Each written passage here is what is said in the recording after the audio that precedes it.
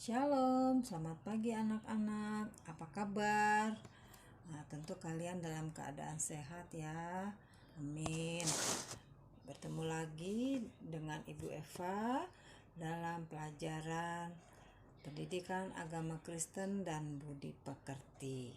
Sebelum kita mengikuti pelajaran selanjutnya, kita berdoa terlebih dahulu. Bagaimana posisi berdoa? Lipat tangan, tutup mata, dan tundukkan kepala. Mari kita satu dalam doa.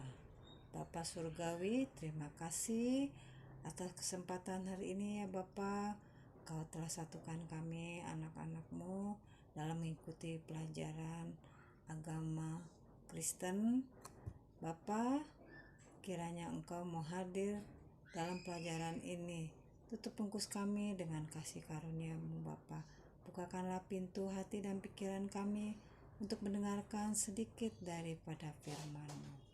Terima kasih Bapa, kami sudah mengucap syukur. Haleluya, amin. Tema pelajaran kita hari ini adalah karya pengampunan Allah dalam Yesus Kristus. Terdapat di dalam bahan Alkitab Efesus 4 ayat 32 dan Kolose 3 ayat 13.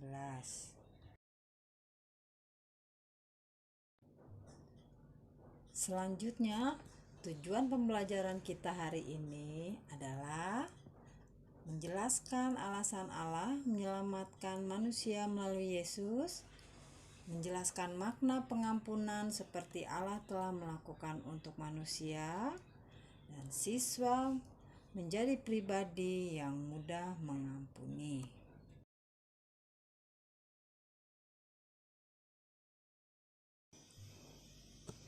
Selanjutnya, kompetensi dasar.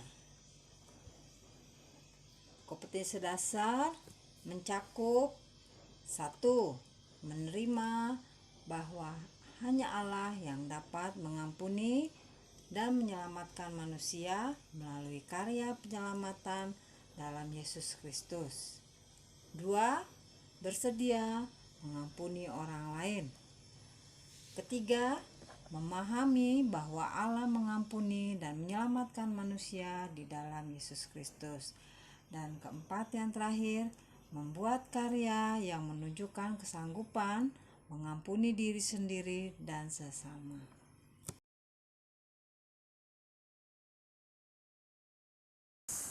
Ibu tampilkan sebuah gambar, yaitu Eden Park atau Taman Eden, yang nama lainnya Taman Firdaus. Kalian lihat di dalam gambar itu ada Adam dan Hawa dan seekor ular. Mereka adalah penghuni Taman Firdaus atau Taman Eden, manusia pertama yang diciptakan Tuhan.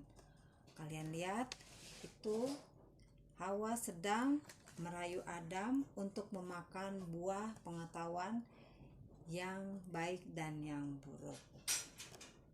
Apa hubungan gambar ini dengan pelajaran kita? Mari kita lihat slide berikutnya.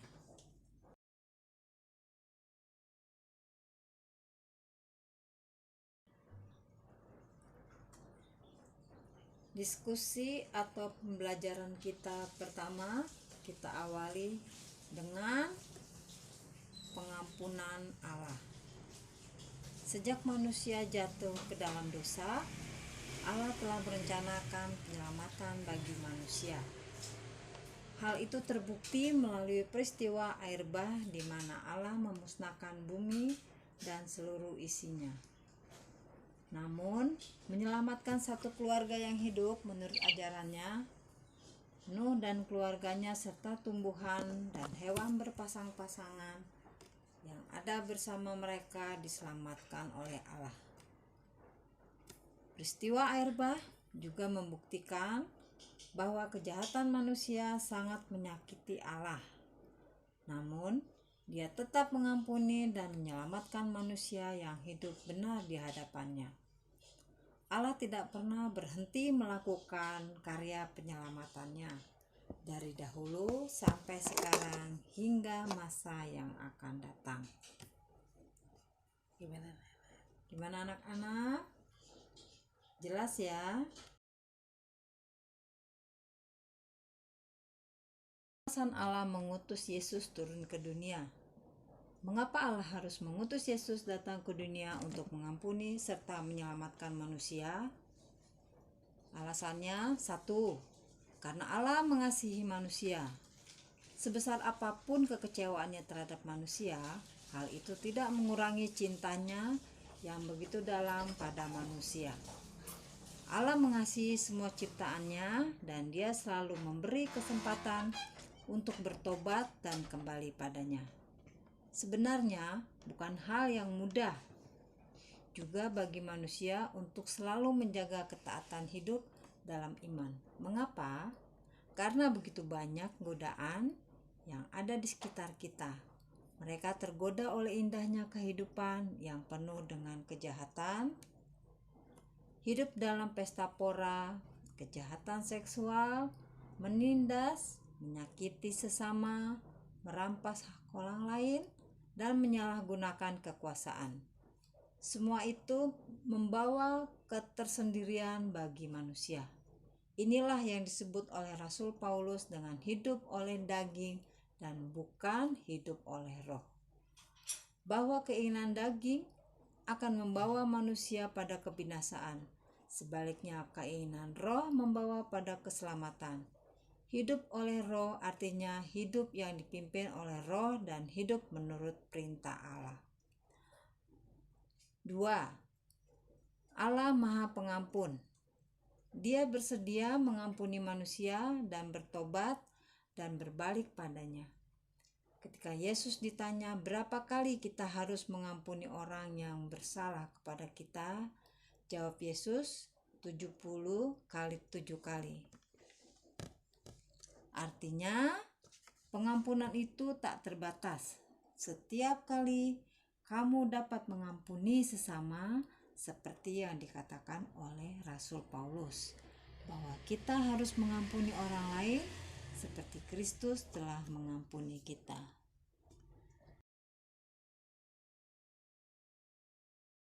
Karena jika orang lain itu tidak mau mengampunimu, teruslah berdoa dan berbuat baik padanya.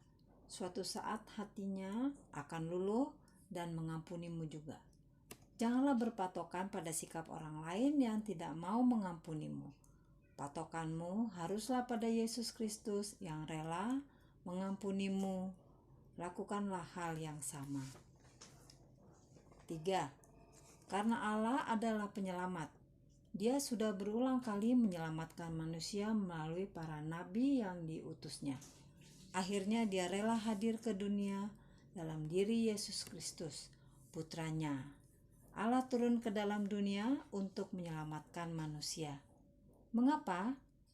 Karena manusia yang berdosa tidak akan mampu menyelamatkan sesamanya. Sehingga Allah bertindak mendatangi manusia secara langsung untuk menyelamatkan manusia. Yesus Kristus adalah Tuhan dan manusia.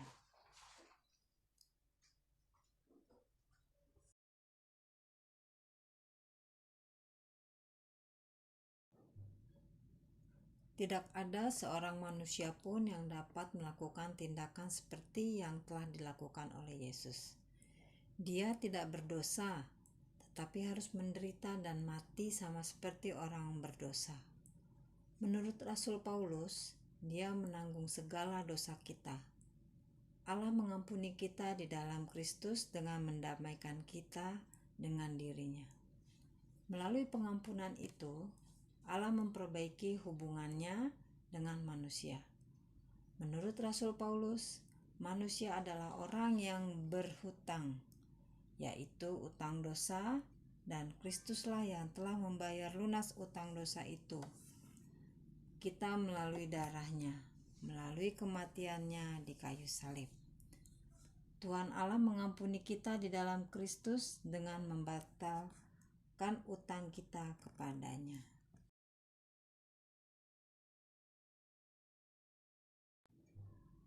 Makna pengampunan bagi hidup kita adalah 1. Keselamatan yang diberikan oleh Yesus Kristus bukan keselamatan rohani saja, namun mencakup seluruh aspek kehidupan manusia saja. Memperbaiki hubungan Allah dan manusia yang sudah rusak. C. Kita mendapatkan keselamatan hidup kekal dan masuk kerajaan surga. Dan D. Kita diangkat menjadi anak-anak Allah, bahkan dapat memanggil Dia Bapa atau Aba.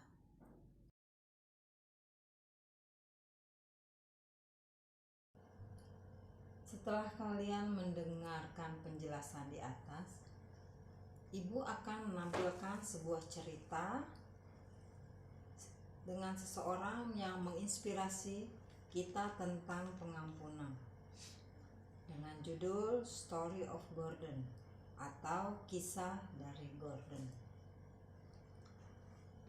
Seorang pria Irlandia bernama Gordon Wilson bersama putrinya yang berusia 28 tahun bernama Mary pergi menonton pawai di kota Enniskillen di Irlandia Utara. Ketika mereka berdiri di samping sebuah dinding batu sembari menanti kesatuan prajurit dan polisi Inggris berbaris melewati mereka, sebuah bom dari teroris meledak di belakang mereka. 6 orang tewas seketika karena ledakan itu. Gordon dan putrinya terkubur beberapa meter di bawah tumpukan batu. Gordon merasa bahu dan lengannya terluka, tapi dia tidak dapat bergerak. Gordon mendengar suara samar orang-orang berteriak kesakitan. Kemudian suara yang jauh lebih jelas, yakni teriakan Mary, anaknya. Dia meremas tangan putrinya kuat-kuat sambil berkali-kali bertanya, apakah dia baik-baik saja? Di antara jerit kesakitannya, Mary berkali-kali meyakinkan ayahnya bahwa ia baik-baik saja. Ayah, aku sangat mengasihi ayah. Itulah kata-kata terakhir putrinya yang didengar Gordon. 4 jam kemudian, setelah mereka akhirnya diselamatkan, Mary meninggal dunia di rumah sakit karena mengalami kerusakan parah di otak dan tulang belakang. Selanjutnya siang itu seorang wartawan BBC ingin mewawancarai Gordon. Setelah dia menggambarkan apa yang terjadi, wartawan itu bertanya kepada Gordon, bagaimana perasaan Anda terhadap orang yang memasang bom itu? Jawabnya sangat mengejutkan. Saya tidak dendam kepada mereka, sahut Gordon.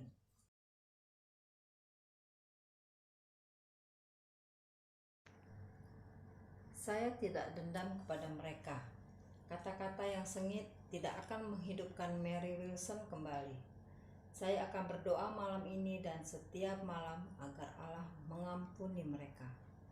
Sebagian orang menduga bahwa pernyataan itulah yang akhirnya menenangkan kelompok-kelompok militer yang sebelumnya sangat marah terhadap pengeboman itu. Dan hal itu mencegah terjadinya suatu serangan balas yang berdarah. Pada bulan berikutnya, banyak orang bertanya kepada Gordon, bagaimana dia dapat mengampuni tindakan kejam yang didasari kebencian tersebut? Hati saya terluka, ujar Gordon. Saya telah kehilangan putri saya, tetapi saya tidak marah. Kata-kata terakhir Mary kepada saya, kata-kata kasih, menumbuhkan kasih saya. Saya menerima anugerah Allah untuk mengampuni melalui kekuatan kasih-Nya bagi saya. Selama bertahun-tahun setelah tragedi yang merenggut nyawa putrinya dan yang juga nyaris merenggut nyawanya sendiri itu, Gordon Wilson bekerja tanpa mengenal lelah untuk memperjuangkan kedamaian dan rekonsiliasi di Irlandia Utara sampai akhir hayatnya. Diunduh dari Mighty Mamihead Ministry, tanggal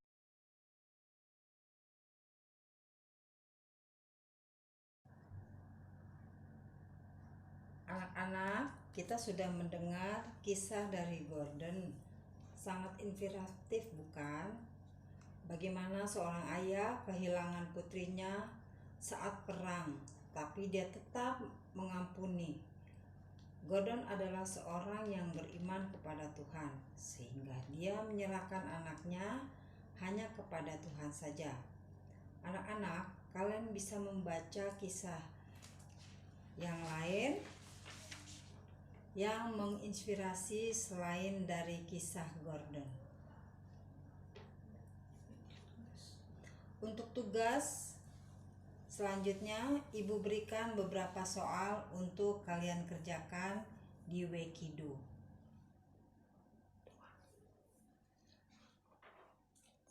Kita sudah belajar mengenai pengampunan. Kiranya anak-anak dapat mengampuni sesama kalian ya, sesama teman, siapapun juga. Walaupun mereka berbuat salah, tetap kita mengampuni mereka ya. Sekian penjelasan Ibu dan pelajaran kita untuk saat ini. Mari sebelum kita akhiri, kita tutup dengan doa. Mari kita satu dalam doa. Tuhan Bapa, saya berterima kasih berserta anak-anak ya Tuhan, di mana sedikit kami mempelajari tentang pengampunan yang pada saat ini kami pelajari. Kiranya pengampunan itu dapat kami terapkan di kehidupan kami. Terima kasih ya Bapa, ke dalam tangan-Mu kuserahkan hidup kami. Terpujilah Engkau, haleluya, amin.